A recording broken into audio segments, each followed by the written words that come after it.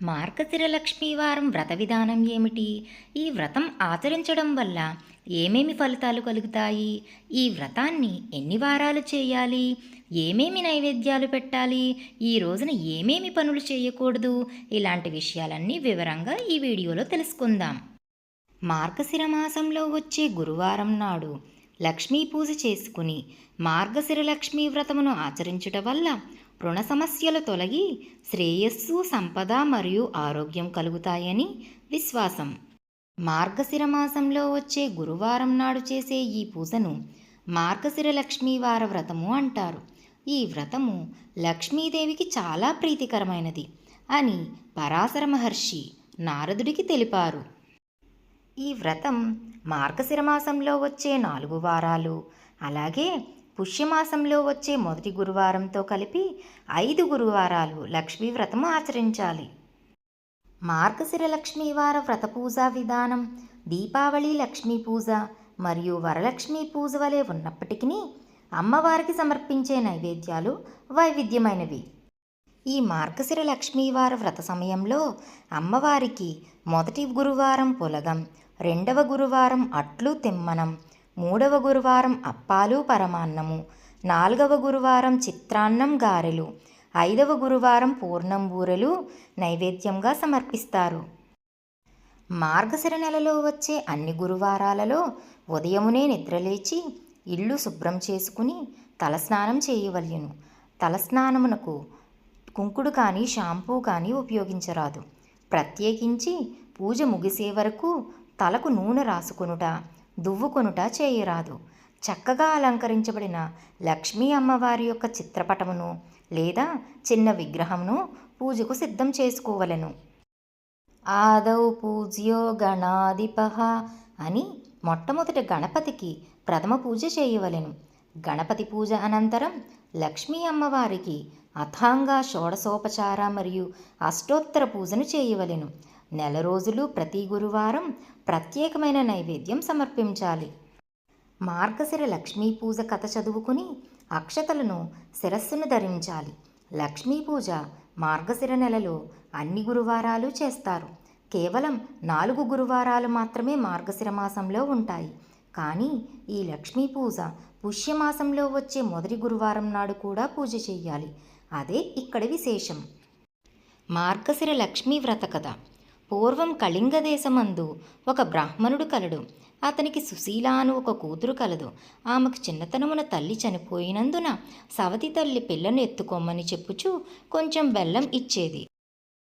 ఆ సుశీల సవతి పిల్లలను ఆడించుచుచూ ఇంటి వద్ద సవతి తల్లి మార్గశిర లక్ష్మీ పూజ చేయుట చూసి ఆమె కూడా మట్టితో మహాలక్ష్మిని చేసి జిల్లేడు పూలతోనూ ఆకులతోనూ పూజ చేసి ఆడుకోమని ఇచ్చిన బెల్లం నైవేద్యంగా పెట్టుచూ ఆడుకునేది సుశీల. ఇలా కొన్నాళ్లకు సుశీలకు వివాహం అయ్యింది. అత్తవారింటికి పోవుచూ తాను తయారు చేసుకున్న లక్ష్మీదేవి మట్టి బొమ్మను తీసుకుని వెళ్ళింది. ఇలా వెళ్ళిన వెంటనే కన్నవారు నిరుపేదలైనారు. ఈమె ఇంట మహదైశ్వర్యం అనుభవిస్తున్నారు. పుట్టింటివారు కటిక దరిద్రులు అయిన సంగతి తెలుసుకుని సుశీల చాలా బాధపడుతుంది. తల్లి దరిద్రమును భరించలేక కొడుకును పిలిచి, నాయనా, మీ అక్క ఇంటికి వెళ్ళి ఏమైనా డబ్బు తీసుకురమ్మని చెప్పి పంపించును.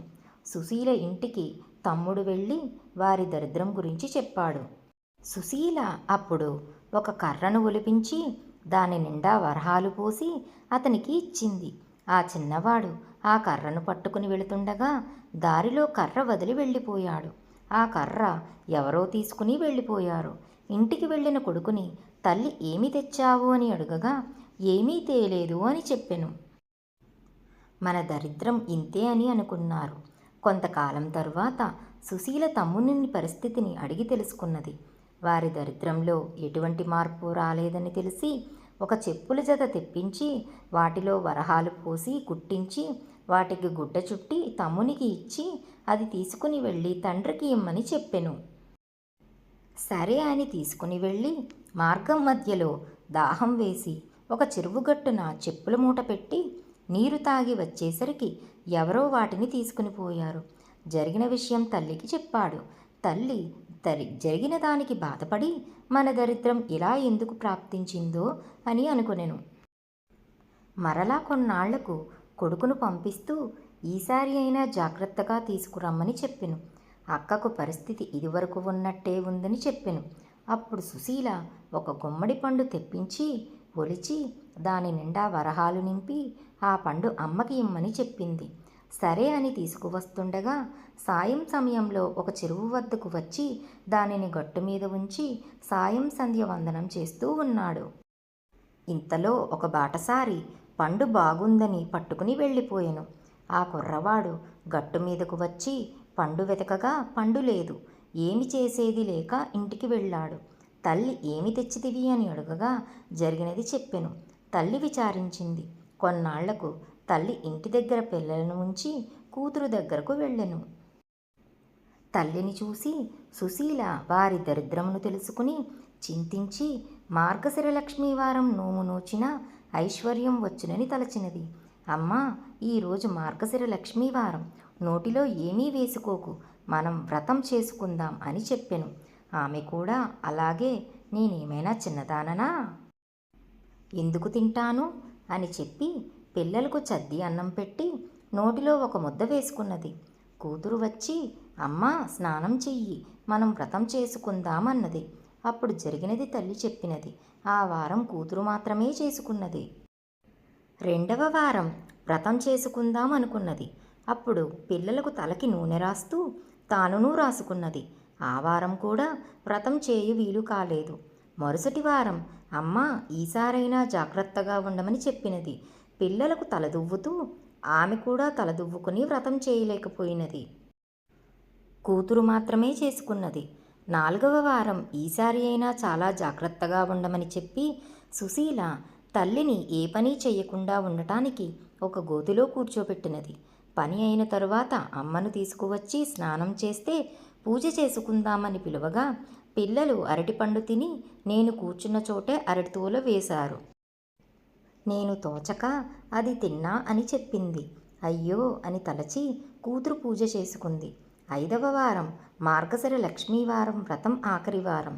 అప్పుడు సుశీల తల్లిని తన కొంగుకు కట్టుకుని పని పూర్తి చేసుకుని తల్లిచే స్నానం చేయించి వ్రతం చేయించింది. పూర్ణ కుడుములు తల్లిచే నైవేద్యం పెట్టించింది. కానీ మహాలక్ష్మి దూరంగా వెళ్ళిపోయినది. ఏమి అమ్మా అలా వెళ్ళిపోతున్నావు అని అడగగా, నీ చిన్నతనంలో నీవు బొమ్మలతో ఆడుకుంటుంటే మీ అమ్మ చీపురుతో కొట్టింది, అందుకే అని చెప్పింది. అప్పుడు తన తల్లి చేసిన దానికి క్షమించమని ప్రార్థించింది. మళ్ళీ నీ తల్లిచే వ్రతం చేయించమని అదృశ్యమైనది మహాలక్ష్మి. సరే అని మొదటి వారం పులగం, 2వ వారం అట్లు తిమ్మనం, 3వ వారం అప్పాలు పరమాన్నము, 4వ వారం చిత్రాన్నం గారెలు, పుష్యమాసంలో మొదటి గురువారంలో పూర్ణపు బూరెలు వండించి తల్లిచే నోము చేయించింది. కథాక్షతలు తల మీద వేసుకున్నారు. అప్పటి నుండి ఆమెకు సకల సంపదలు కలిగి అంత్యమందున విష్ణులోకమునకు వెళ్ళెను. కథలోపమైనను వ్రతలోపము కారాదు, భక్తి తప్పినను ఫలము తప్పదు.